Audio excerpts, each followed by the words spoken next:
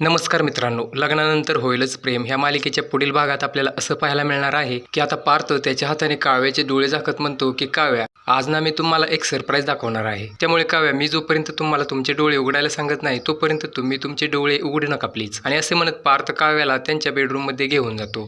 तर आता पार्थ काव्याला म्हणतो की काव्या, तुम्ही तयार आहात का सरप्राईज बघण्यासाठी? तेव्हा काव्या म्हणते, हो मी तयार आहे. त्यानंतर लगेच पार्थ 1 ते 3 पर्यंत काउंट करून काव्याच्या डोळ्यावरचा हात काढतो. तेव्हा काव्या त्यांच्या बेडरूममध्ये चौफेर नजर फिरवते. तेव्हा ती बघते तर काय, पार्थने त्यांच्या बेडरूममध्ये पूर्ण भिंतीवरती गोंडस अशा लहान बाळांची छायाचित्रे लावलेली असतात.